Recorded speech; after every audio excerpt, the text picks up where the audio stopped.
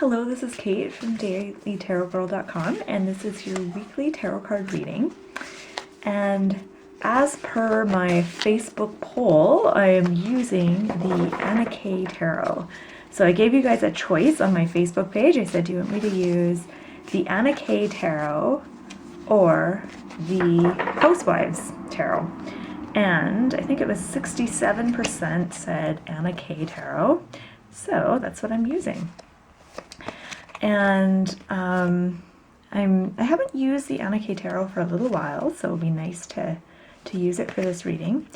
And for those of you who are wondering about my foster cats, I'll give you an update at the end of the video. Okay, and I have some exciting news about my foster kittens. Okay, so let's start with the first card. So this is a weekly reading, so each card is going to represent a different portion of the upcoming week. So card number 1 is for Monday and Tuesday, and we've got the Page of Pentacles. And I love the pages because they're all about learning and practicing something. And the Page of Pentacles, the suit of Pentacles, I always think of the suit as being a very physical suit, and I think of books, I think of like school, I think of learning a particular skill, like a physical kind of skill, like making something, doing some kind of craft, creating something. So the Page of Pentacles, here we see a guy who's fishing, and I feel like this card is about, well, I'm getting a few different things. I'm getting 3 different things about this card. So number 1, I feel like this card is about being present, being in the moment.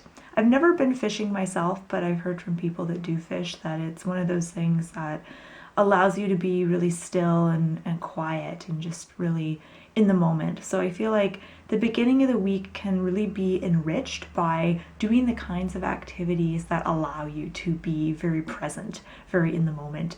And the other day I started kickboxing lessons, and I find that kickboxing, when you're kind of sparring with a partner, is something that really forces you to be present.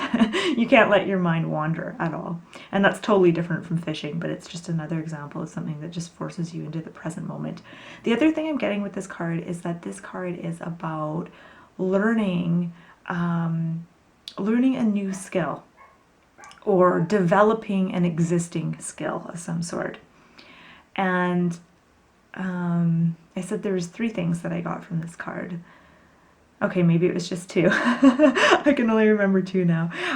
So it's about being present and really learning a new skill that is going to enrich your life and allow you to be more productive and just really improve your life in a lot of ways. So I think it's about learning something physical, like how to build something, how to create something.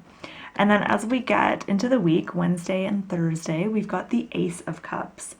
And I often see the pages and the aces as being kind of similar because they're both young cards.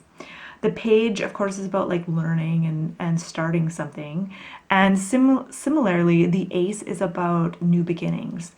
And the suit of cups is about feelings, it's about emotions and learning how to connect with your feelings, learning how to work with them and understand them, and also learning how to express them and how to connect with others on that kind of emotional level. I think it's easy to connect with others on a mental level and, meet people that you have things in common with, common hobbies and interests. I think that meeting of the minds on an intellectual level is something that's easier than connecting with someone on more of an emotional level. That's maybe just me. But the Ace of Cups is about really allowing yourself to feel your emotions fully and be almost like a detective, or not a detective, but be curious like a young child when it comes to your emotions. So ask yourself, especially if you have a really strong emotional response to something, be curious about it. Instead of trying to shut your emotions down or distract yourself, be curious about that feeling and explore it and see what's there, see what it's about. Because whenever there's a big emotional response to something, that is almost like a little indicator, like an indicator on a map, you know, where there's some kind of underlying issue, you know, where the good stuff is, where you can really discover something important about yourself. So I feel like that is what the Ace of Cups is urging you to do this week. Okay, last card. This is the card for Friday, Saturday, Sunday. Beautiful. Okay, so we have the Sun, which is such a beautiful card, and it stands in stark contrast to the Ace of Cups. The Ace of Cups, it looks like it's wintertime. It looks very cold, which is surprising because I often think of the Ace of Cups as being like a warm card, but this card is really cold.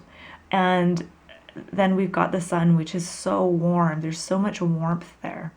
And I feel like that warmth is something that can only come after we've done some of this emotional work, when we've let ourselves fully feel the full extent of our emotions and we've allowed ourselves to express our emotions and to you know, acknowledge and accept the emotions of others. I think when we have that kind of free flow, that's when you get this warm, sunny feeling, these good vibes.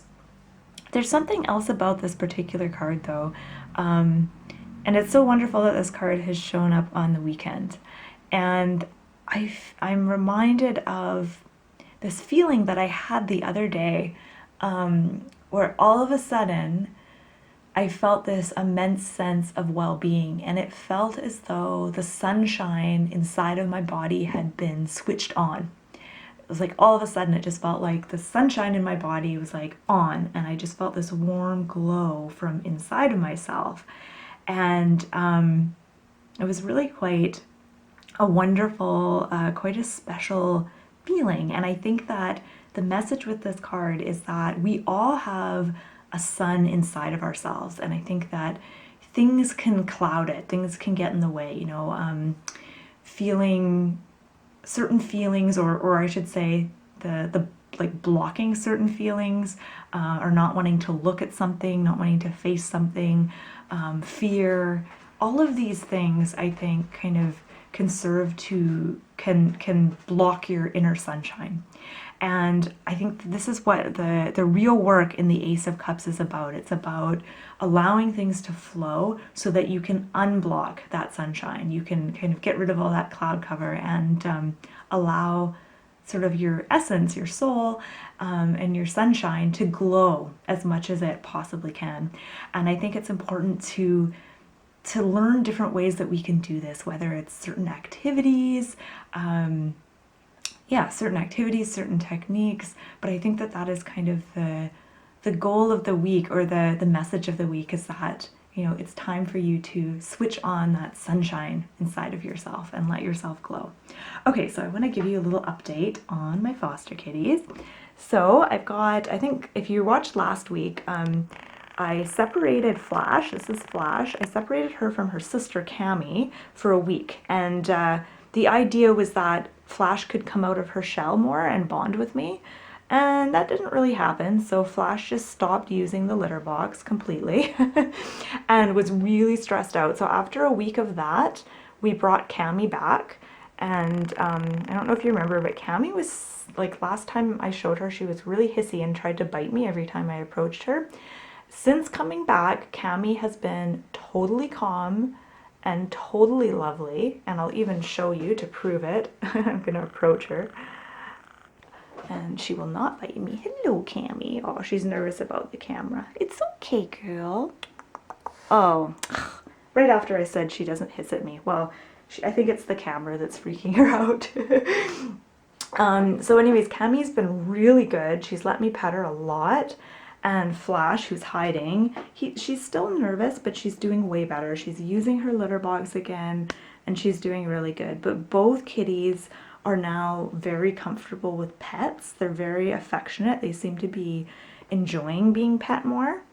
And look at her giving me the death stare. Even Cami is really enjoying the pets, and she's actually been super affectionate for her anyway. Okay, thanks for watching. Have a good week.